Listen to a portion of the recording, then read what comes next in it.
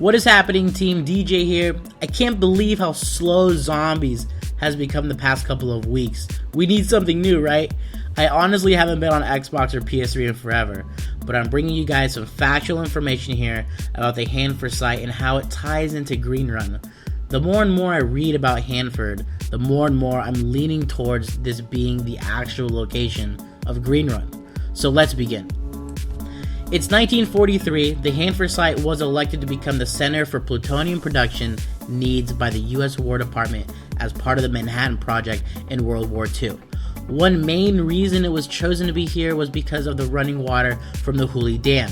It ran the power from the reactors to operate. The area was also remote and had little population, and the Columbia River supplied cold water for the reactors to produce the plutonium. They gave the White Bluffs and the Hanford Township 30 days to vacate the land so construction could begin. Hanford was a city by itself. It had 500 miles of road, 1.2 million square feet of facility space, and 12,000 phone lines, 40 meteorological monitoring stations, and 50,000 employees. The site rose in 13 months in secrecy. It was a race to build the first atomic bomb. So how do we make plutonium? Well, it's pretty messy. You start with uranium billets that are fabricated into nuclear fuel rods and transported by rail from the 300 area to the 100 area in Hanford. Then they were to put in process tubes in a 30-foot reactor core.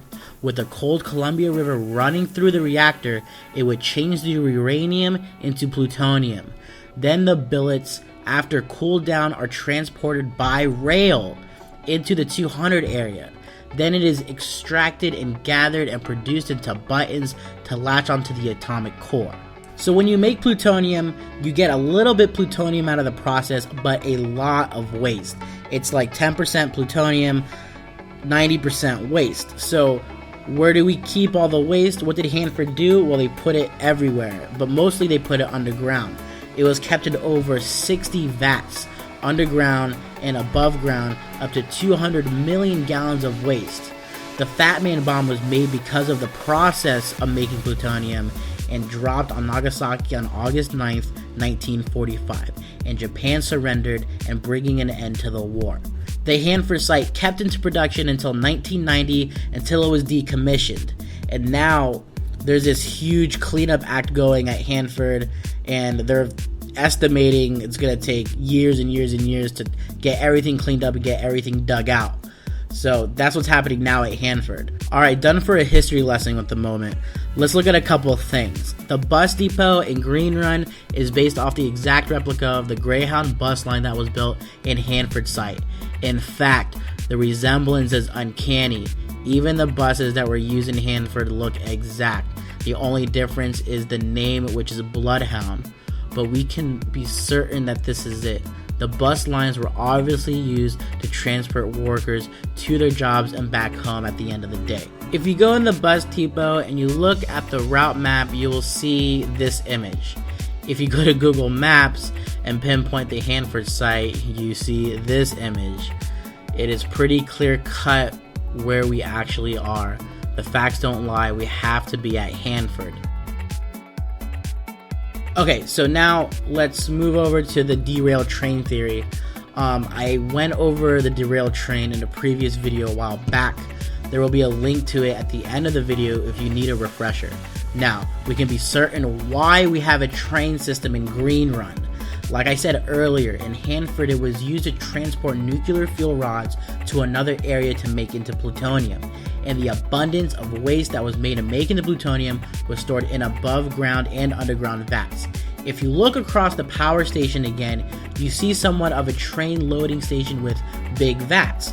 What are we loading here? Is it plutonium? Is it uranium? Is it the nuclear fuel rods? Is it element 115?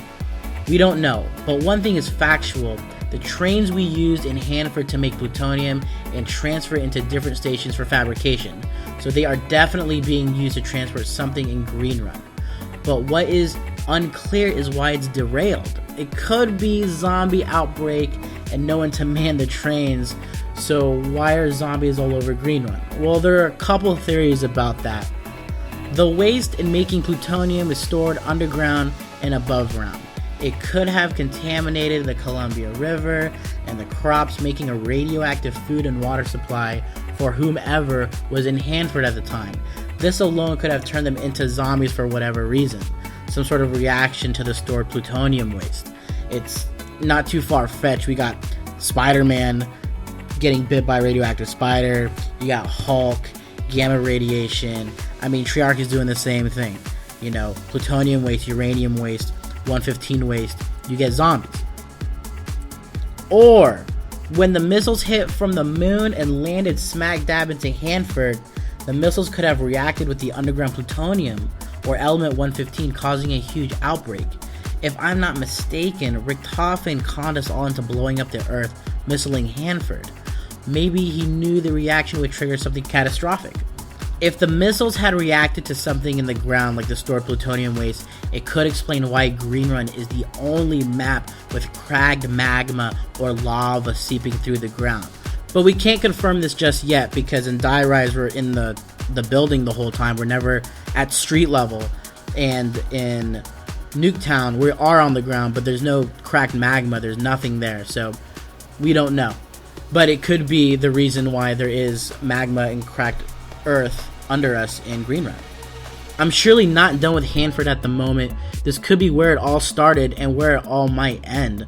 Hope this got you guys thinking. New video soon. This is DJ, lead researcher of Lab Z, signing out. Follow the research on Twitter at Bashar Zanal. Subscribe now.